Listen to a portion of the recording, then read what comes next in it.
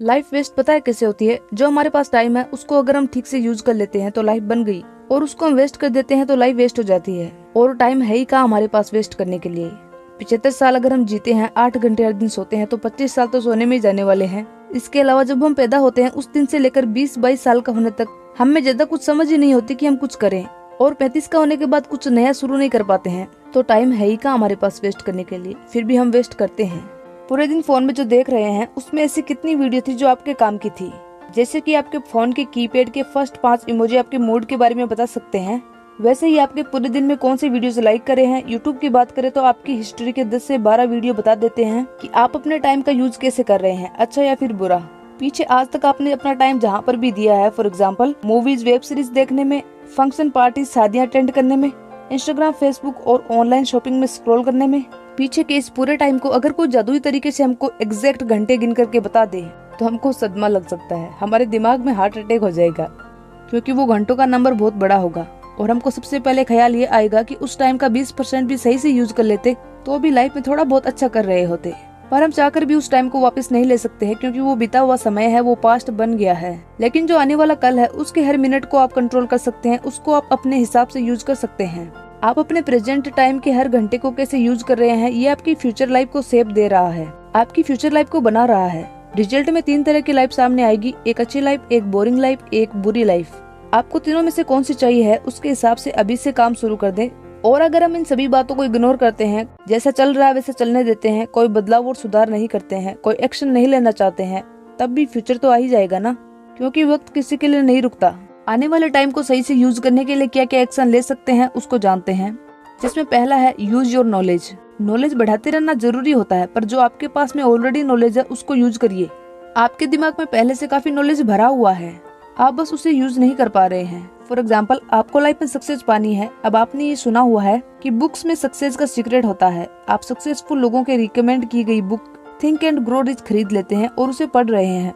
वो बुक आज से ऑलमोस्ट 85 ईयर्स पहले लिखी गई थी। 85 ईयर्स पहले लोगों के लाइफ, बिजनेस, सब कुछ कितने अलग थे।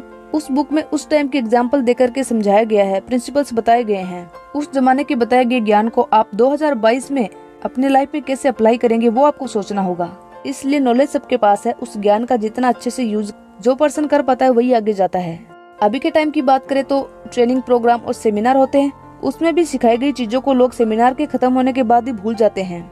कम ही होते हैं ऐसे लोग जो बताई गई बातों को यूज कर पाते हैं, प्रैक्टिकल अप्लाई करके देख पाते हैं। जब आपको समझ नहीं आए कि जो नॉलेज लिया हुआ है उसका इस्तेमाल कैसे करें, तो कोई जल्दबाजी करने की जरूरत नहीं है, आप सोचने में टाइम दे सकते हैं। इनफैक्ट किसी भी परेशानी से बाहर आने का एक बेस्ट तरीका ये होता है कि आप अपने अंदर चल रही परेशानी को लिख दें, और उससे रिलेटेड जो भी डर और विचार आ रहे हैं वो भी लिख दें। उसके बाद आपको छोटे छोटे से कुछ सॉल्यूशंस मिलना शुरू होंगे। जब आपको कोई रास्ता नहीं दिख रहा होता है और आखिर में आप अपने प्रॉब्लम पेपर पर लिखते हैं, तब आपकी बुद्धि, आपका ज्ञान आपको जवाब देता है। मान लेते हैं आपका नेक्स्ट सवाल यही है कि अपनी फ्यूचर लाइफ को बेटर करने के लिए अभी क्या एक्शन ले, या अपने टाइम को और ज्यादा वेस्ट होने से कैसे रोकें। अब इस सवाल को भी आप लिख सकते हैं। जितने भी लोग हैं उन सब की लाइफ अलग है, जिस एनवायरनमेंट में रहते हैं वो एनवायरनमेंट एकदम अलग है। इसलिए ही तो एक सोल्यूशन हर किसी के काम नहीं आता है, और इसीलिए ही आपके सभी सवालों के बेस्ट जवाब बस आप ही दे सकते हैं। आपकी प्रॉब्लम का बेस्ट सोल्यूशन बस आपके दिमाग से ही निकल सकता है। और ये भी एक सच है कि आपके लाइफ की कोई भी परेशानी और समस्या तब तक की समस्या है जब तक आप उस पर विचार करने ना बैठे। यानी कि जिस दिन आप सीरियसली अपनी किसी प्रॉब्लम को खत्म करने के बारे में सोचने लगे तो प्रॉब्लम तुरंत सॉल्व हो जाएगी। इनफैक्ट ज्यादा अच्छे तरीके से सोच ले तो प्रॉब्लम अपॉर्चुनिटी बन जाती है। सेकंड पॉइंट है थिंक अबाउट योरसेल्फ। पूरे दिन लोग देखते रहते हैं कि किस धर्म में लड़ाई चल रही है, कहाँ दंगे हो गए, किसने क्या कह दिया है। पूरी दुनिया की जानकारी हमको रखने की जरूरत नहीं है, हम कोई न्यूज रिपोर्टर है क्या। बहुत अफसोस की बात है कि हम पूरे दिन में अपने और अपने काम के बारे में बहुत कम सोच पाते हैं। हर टाइम दूसरे लोग, दूसरे लोगों की लाइफ, दूसरे लोगों की कही गई बातें, उनके बारे में सोचते रहते हैं। इससे आपको कुछ नहीं मिलने वाला। जो लोग आपको ये सब कुछ दिखा रहे हैं उनका काफी फायदा है।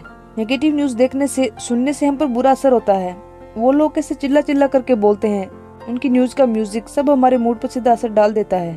मान लीजिए आप नॉर्मल अपने घर पर बैठे हुए हैं, अब एक नेगेटिव सा वीडियो देख लेंगे तो मूड एकदम खराब हो जाएगा। व्हाट्सएप और फेसबुक के उन ग्रुप से बाहर निकलिए जो हर टाइम धर्म, जाति, एक्सीडेंट, सुसाइड, अपराध इस तरह के वीडियो शेयर करते रहते हैं। इनसे दूर रहेंगे तो मन में शांति और सुकून बना रहेगा। तीसरा पॉइंट है डोंट वेस्ट योर फीलिंग। ये फीलिंग वाला मामला होता है ना, इसमें लोगों का बहुत ज्यादा टाइम वेस्ट होता है। एक इंसान के पीछे अपना सब कुछ देने को तैयार हो जाते हैं, स्पेशली वो इंसान जिसको आपकी कुछ नहीं पड़ी है। लोग इन सब की वजह से ओवर थिंकिंग करते हैं, डिप्रेस्ड हो जाते हैं और सबसे बुरी बात, अपने आप को नुकसान पहुंचा लेते हैं। अगर कोई इंसान जरा सा सैड है और उसने सैड लव सॉन्ग सुन लिए, अब तो वो गया काम से, वो रोकर ही सोएगा। यहाँ पर आप ह्यूमन बिहेवियर की एक साइकोलॉजी समझिए कि आपको पता है ज्यादातर लोगों को सैड ही रहना अच्छा लगता है। हर टाइम खुश रहने वाले लोग बहुत ही कम होते हैं और सैड रहना इसलिए अच्छा लगता है क्योंकि ये बिहेवियर बचपन से हम में आया है। एक बच्चा जब एकदम हेल्दी और खुश होता है तो उसको कोई भी टेंशन नहीं देता है, उसको कोई गोद में नहीं लेता है, और जैसे ही वो थोड़ा सा सैड और उदास और रोने लगता है तो सब घर वाले उसको टेंशन देते हैं।